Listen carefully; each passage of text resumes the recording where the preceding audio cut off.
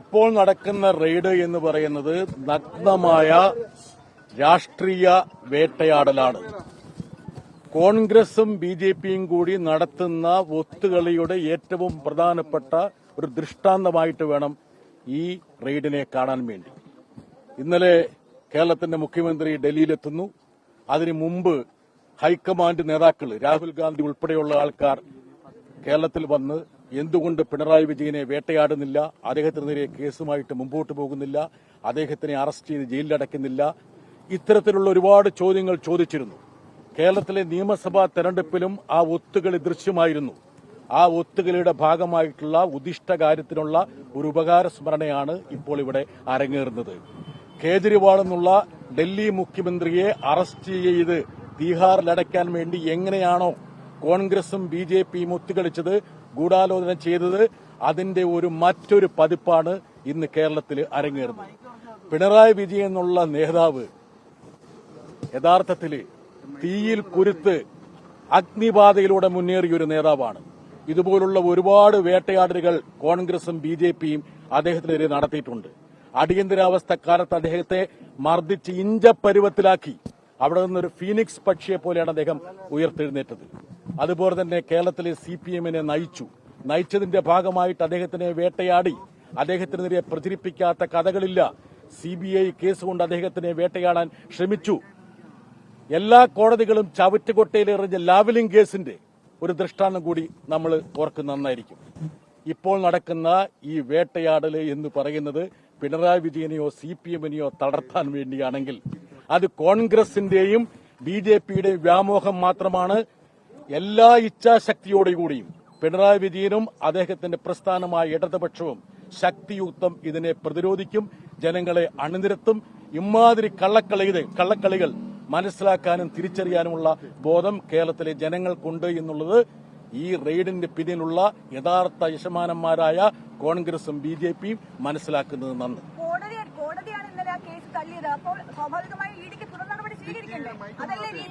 അതായത് 1,70,00,000 രൂപ ബാങ്കിലൂടെ നീതമായ മാർഗത്തിലൂടെ നികുതി അടച്ച് ഒരു ബിസിനസിന്റെ ഭാഗമായി വാങ്ങിയതിനെക്കുറിച്ചുള്ള അന്വേഷണമാണ് നടക്കുന്നത്. എത്ര ഏജൻസികളാണ് അന്വേഷിക്കുന്നത്? ഇൻകം ടാക്സ് മുതൽ SFIO മുതൽ രജിസ്ട്രാർ മുതൽ ED മുതൽ 4 ഏജൻസികൾ. എനിക്കൊരൊറ്റ അഭ്യർത്ഥനയുള്ളൂ, ഇവരെന്തുകൊണ്ട് ഇനി FBI-യെയും മൊസാദിനെയും ഒക്കെ രംഗത്തിറക്കിക്കൂടാ ഈ വീണ വിജയനെതിരെ? യഥാർത്ഥത്തിൽ ഈ CMRLന്റെ സാക്ഷിമൊഴി വന്നപ്പോൾ, അവരുടെ രേഖകൾ വന്നപ്പോൾ എല്ലാ നിയമങ്ങളും കാറ്റിൽ പറത്തിക്കൊണ്ട് ലിക്വിഡ് ക്യാഷ് മേടിച്ച 2 പേർ ഇന്ന് സംസ്ഥാന മന്ത്രിസഭയിലെ അംഗങ്ങളാണ്. യഥാർത്ഥത്തിൽ ഏറ്റവും പ്രധാനപ്പെട്ട ഒരു കുറ്റകൃത്യം എന്ന് പറയുന്നത് കണക്കിൽപ്പെടാത്ത പണം വാങ്ങിയെന്ന് CMRL വ്യക്തമാക്കിയ 2 പേരല്ലേ? ഒരു ചെറുവിരൽ ഈ ED-യോ ഇൻകം ടാക്സോ അവർക്കേറി അനക്കിയോ? യഥാർത്ഥത്തിൽ ആദ്യം, അതായത് ഇന്ത്യയിലെ ക്യാഷ് കൊടുക്കുന്നതിനൊരു കണക്കുണ്ട്. ഇത്ര രൂപയെ കൊടുക്കാൻ പാടുള്ളൂ. 20,000 രൂപയ്ക്ക് മേലുണ്ടെങ്കിൽ അത് രേഖാമൂലമായിരിക്കണം. നോക്കുക, 15 ലക്ഷം 20 ലക്ഷം വാങ്ങിയെന്ന് വാങ്ങിയവർ സമ്മതിക്കുന്നു, കൊടുത്തവർ സമ്മതിക്കുന്നു. എന്തെങ്കിലും അന്വേഷണം നടത്തിയോ?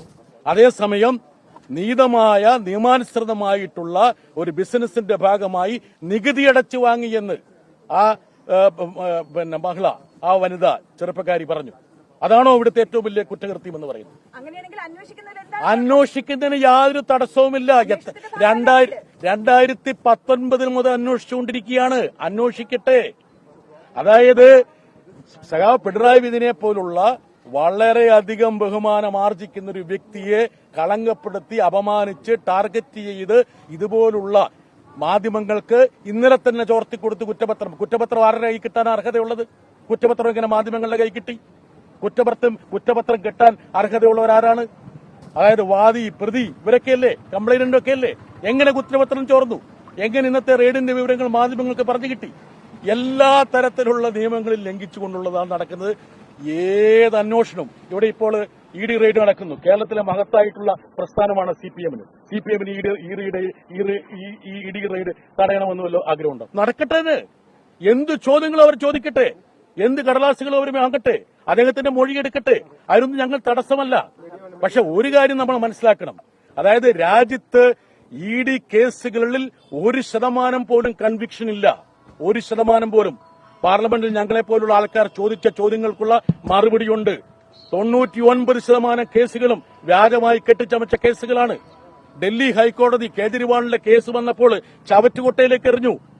കേസ് എന്ന് പറയുന്ന അപസർപ്പക കഥയല്ല, നിങ്ങളുടെ ഭാവനയല്ല, വസ്തുതാപരമായിട്ട് വേണമെന്ന് കേജ്രിവാളിന്റെ കേസിൽ ഡൽഹി ഹൈക്കോടതി വിധി പറഞ്ഞത് നിങ്ങൾക്ക് ഓർമ്മയില്ലേ?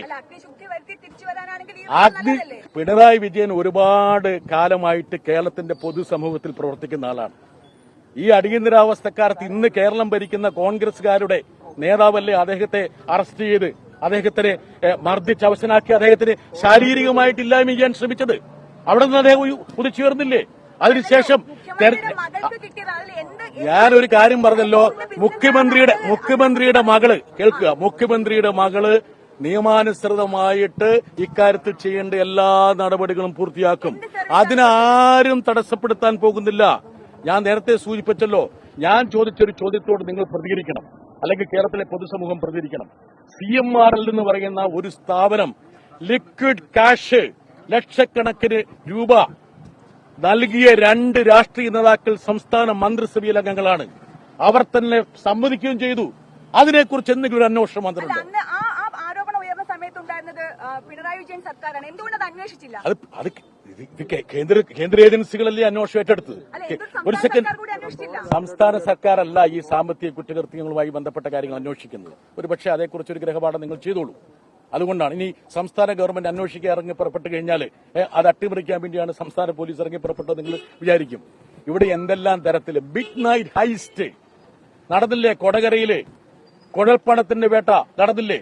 സ്വന്തം പാർട്ടിക്ക് ട്രക്കിന് വേണ്ടിയിട്ട് പണം കൊണ്ടുവന്ന് ആ ട്രക്കിലെ പണം അർദ്ധരാത്രിയിൽ അവർ തന്നെ കൊള്ളയടിച്ച സംഭവം ഉണ്ടായില്ലേ? ഈ എൻഫോഴ്സ്മെന്റ് ഡയറക്ടർ എവിടെയായിരുന്നു?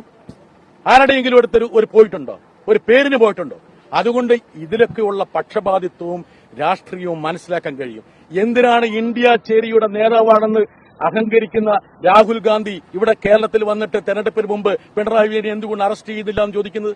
അതാണോ ഒരു പൊതുപ്രവർത്തകന്റെ അല്ലെങ്കിൽ ഒരു പ്രതിപക്ഷ നേതാവിന്റെ രാഷ്ട്രീയ സദാചാരം, മര്യാദ എന്ന് പറയുന്നത്? അപ്പോൾ ഇതൊക്കെ കേരളത്തിലെ ജനങ്ങൾ കണ്ടുകൊണ്ടിരിക്കുകയാണ്.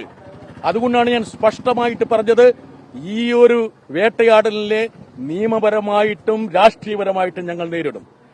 ഇഡിക്കോ ഏതെങ്കിലും കേന്ദ്ര ഏജൻസിക്കോ ഇന്റർപോളിനോ FBI-ക്കോ മൊസാദിനോ ഒക്കെ അന്വേഷിച്ചോട്ടെ.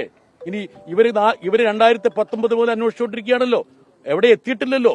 ഇപ്പൊ SFIO എന്ന് പറഞ്ഞ ഒരു agency, serious fraud investigative agency, ആ കേസ് ഡൽഹി ഹൈക്കോടതിയില്ല, അവിടെ തടഞ്ഞു വെച്ചിരിക്കുകയാണ്.